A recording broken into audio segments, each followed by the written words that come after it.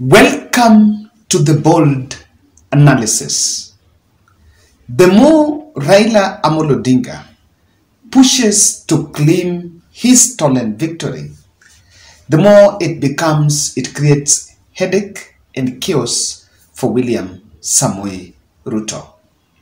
And the discussion is now going on with different pundits and experts trying to break it down on how Raila Odinga's push to stolen victory is actually causing chaos at the State House. Ladies and gentlemen, I want us to look at this factor keenly and how the UDA political base is now torn into pieces.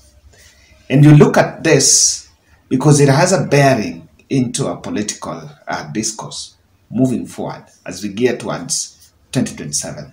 Kindly subscribe to our channel, click the notification bell and like our video. And I also want to say thank you very much for those who support us from different parts of the country and for the blood campaign that I've been running. Yes, I think I've since the first video, I think I've got many are from outside Nairobi. At least I've got 5, but they're outside Nairobi. But I'm really pushing for Nairobi. So if you're within Nairobi and you have blood group positive, kindly get to my WhatsApp number up there so that we can plan. I will be in a position to foot for your transport to and fro. To Mama Lucy to donate blood. Quest for political stability. Since there is a quest for political stability, it has gained momentum since Ruto's legitimacy did not meet the threshold. We can bury our heads in the sand, but we must accept that we have 7 million voters who abstained from the ballot. Out of these 7 million, you don't know who are they supporting. The gap between Raila Odinga and William Ruto was only 200,000 votes, and it is disputed. So, the country is not, you cannot come out and brag, I lead. And I have seen political analysts drawing examples from what happened in the past. And I can tell you that 2022 will be difficult for William Ruto. It will be difficult, honestly, because that gap, there is a high likelihood that was not even 100, not even the 200,000. It could even be less between Raila and Ruto. Although I strongly believe that Raila could have won that election.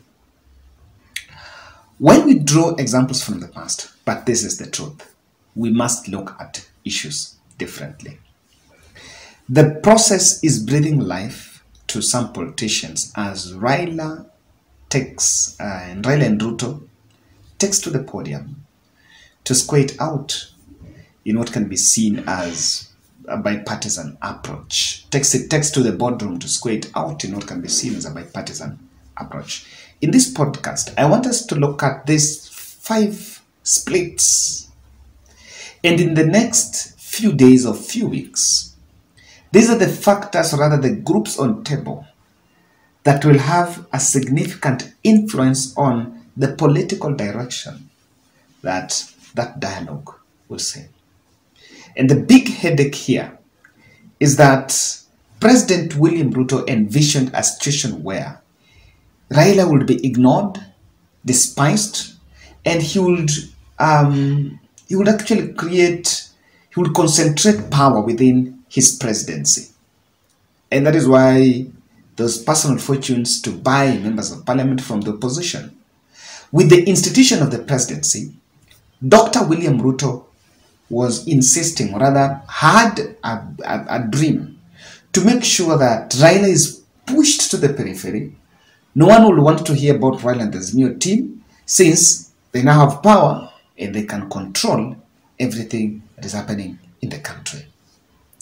But that is not the truth, because different factors are playing. I want us to look at these 5 groups. Let me start with a very critical one. This is, I want to call them Regard the Rebels. But the Regard the Rebels includes Kabando vied for Nyeri Senator through Martha Karua's party and is a politician from Nyeri. So there is Kabando, Kabogo, Kiunjuri. These are three politicians from Mount Kenya. And they're speaking different language from what Rigathi Gachagua is saying. Rigathi Gachagua is William Ruto by extension in the Mount Kenya. So Kabogo has said that Raila Odinga got approximately 7 million votes, and you cannot underestimate the power of Raila Odinga. That's what Kabogo has told Rigathi. Mwangi Kiunjuri is saying that we must have a discussion that includes both politicians and the clergy, others who are outside parliament, which is contradicting a position by the Kenya Kwanza party leader, William Samoei Ruto. He's saying that no one should brag of controlling the masses. The gap between Raila Odinga and William Ruto was very small, and we have 7 million people that never even voted. That is the voice of Mwangi Kiunjuri. And then Kabando is saying that if Raila Odinga, if the servers are opened and Raila Odinga becomes, is got to be the winner, he should be given the presidency.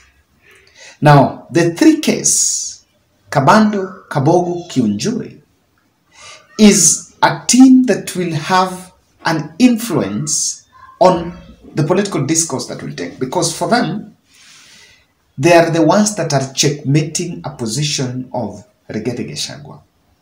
You know what is going on, and what William Ruto was insisting, and what was his strategy, was to make sure that the mountain coalesce around his presidency, and maybe through Rigathi Gachagua.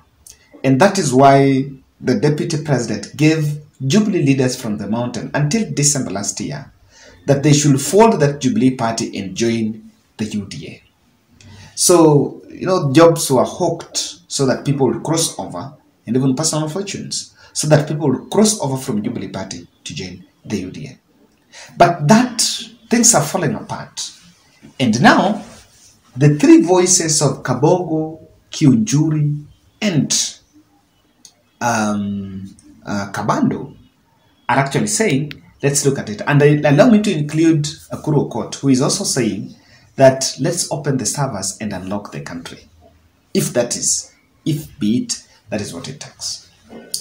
I can tell you that this team, actually the Rigathi rebels, will critically help in creating the diverse opinion from the Mount Kenya against a dominant plan by the DP to make sure that you push Raila to the periphery, that what Raila is saying is insignificant and inconsequential.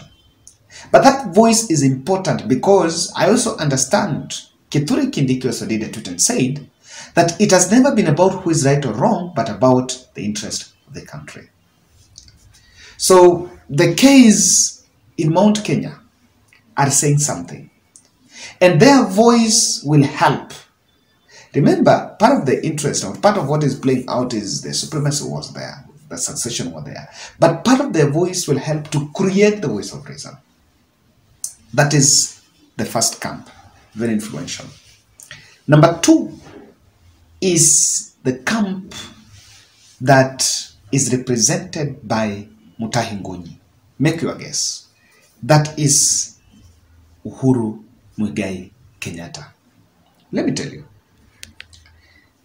Mutahi Ngunyi was a political technical advisor in the office of the president when Uhuru Kenyatta was the president. And he used to sit in State House. But his office used to be in the State House. That's what we later gathered. And I want to believe this is a man that speaks the voice of Uhuru Kenyatta. Check his tweet. He has said, by William Ruto accepting to for the bipartisan talks with Raila Odinga, he has already offered a handshake. And he has also continued to say that moving forward, you must make sure that after that, Rigathi Gachagua is not party to any other political discourse, or other political deliberation with Raila Odinga moving forward. So that is also having a stake. How Uhuru Kenyatta will play his matrix in this is also a team that will have an influence. And then I know you can ask me, how do you think that will play out? That will play out because there is a personal difference between Deputy President Rigathi Gachagua and Uhuru Muigai Kenyatta. And Uhuru Muigai Kenyatta, I believe, will also take that opportunity to fight back. So in terms of the hardline stance, I know many of us are just seeing the Junet and Martha Karua, or rather, maybe people seeing Martha Karua as Raila Odinga's hardliner, and on the other side, Rigathi Gachagua. I don't believe in those are the hardliners. Now, if the people that are calling the shots in the background are the camps I'm talking about. The Mutahi camp, which is speaking on behalf, and that is Uhuru Kenyatta's camp. The other team I want to look at here is David Ndii camp. David Ndii is economic advisor in the office of the president. I think Economic Council, chairman of the Economic Council that advises the president on matters economy. And this gentleman is a man who really is the wheel behind the hustler agenda. He comes from Kiambu County, and despite of also mingling with the political class, but for him, he injects the elite, the economic elites, represents the economic elites in William Ruto's camp. Now, the economic elites contradicts what the political elites are saying. This is it. He has actually confessed that William Ruto will be forced to get into a handshake with Raila Odinga because if the dynasties join hands, regroup to destabilize the economy, they can. And in the quest for political stability, handshake is normally a solution on the table. This is a position that contradicts what the other camp I'm going to talk to you about. It is a position that needs you to be politically impartial, economically sensitive, and again, brave enough to do the right thing, not just listening at what, rather to please, not to please the population, but do the right thing. I know David Ndii can face William Ruto and tell William Ruto that you will not deliver anything if this country is not stable politically, because there is a cost to political instability. You will not deliver anything. So this camp in the next few days or few months, we'll see at how, and you know, they're also driving the agenda in the public.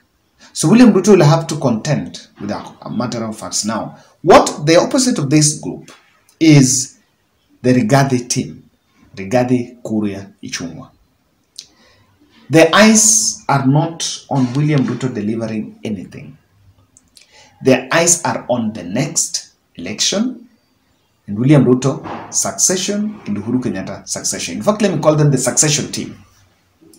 Uhuru succession camp.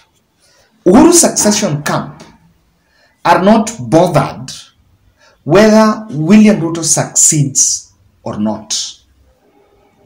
The Uhuru succession camp, what they have and their own responsibility from morning to evening, Monday to Sunday, either in front of the microphone or in the social media or appearing in a TV interview or a panel session somewhere is to talk about Uhuru and Raila. And their only responsibility is to demonize what could be that, what was that handshake. Now, if this team will successfully convince William Ruto and blindly, successfully but blindly, tell William Ruto that ignore Raila Odinga, then it is the team that will bring this country back to mass action. Sorry to say, but that will be it. It is the team that William Ruto must make a brave decision to chase away. If you chase that team, you rather remain with the rest. You rather listen to the rest. But this team is the most insensitive of all around William Ruto. Then, lastly, is the man Sakaja. Sakaja camp, I see him as representing the voice of reason. He's also representing the public opinion, the neutrality. It's the neutral camp. We're neither here nor there, neither hot nor cold. We're just saying we want things. It is the feel-good team. They just want things to be good. For them, they'll talk about let's stop this, let's sit down, let's reason. It is a team that also speaks on devolution. It is the team that speaks about the urban economy. Most of those other politicians, the others, are speaking about Nyeri, Laikipia, Nyandarua. Now, Sakaja speaks with the urban youth. So, Ruto will also have to listen to what the youth are saying and what the people of Kenya are saying. That's my take.